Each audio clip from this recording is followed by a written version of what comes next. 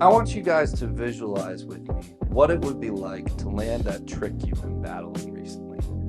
Maybe it's a trick you have, or maybe it's a trick that you want to get, but you're just so close and you just can't seem to ride away. How would it feel to ride away from that trick? How would you express that excitement? I remember one time after small group, we were skating and this kid was trying a 5-0 on a bumped bar, which is crazy in and of itself. And I remember he was trying over and over and over again, and we were hyping him up. And finally, I was like, dude, let's start filming this so that when we get to land, we can show it to people, because this is insane. And he fell over and over and over again, and then finally, he stuck it. He didn't even drag his tail, and he rode away. And he couldn't help but shout for joy. And we got pumped up on that. You know the feeling I'm talking about? When you land that trick, or a buddy of yours lands a trick and you get so pumped up that you just want to shout? That's how this dude in Psalm 100 wanted to describe what God had done for him. He wanted to shout for joy because he understood, like we learned last week, that joy is something that exists in all circumstances. That we can give God praise. Whatever we face, we can have joy. And so when we express our joy, our excitement, and give God thanks for what he's done, it's called worship. Worship is just a fancy word that means being pumped up on Jesus that you want to let it out.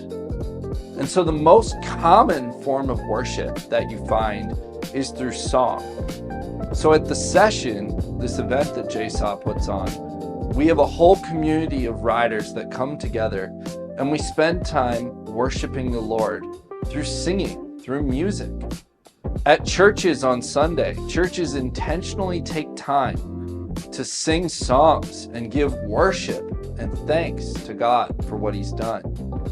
And even in big name concerts like Forrest Frank and Corey Asbury, we've seen worship break out at a concert. So why? Why should we worship? Why do we care?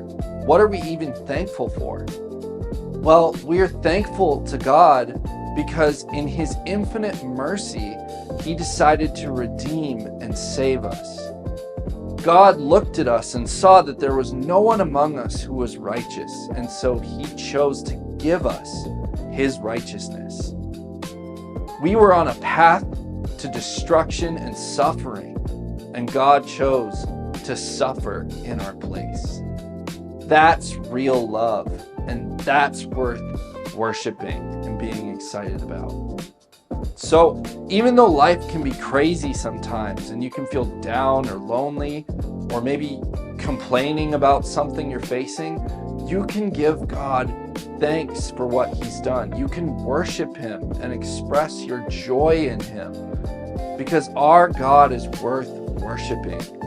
Even this week, I challenge you guys, give thanks for something that God has done in your life. Give God thanks. Express your thanksgiving to God. We'll see you next week.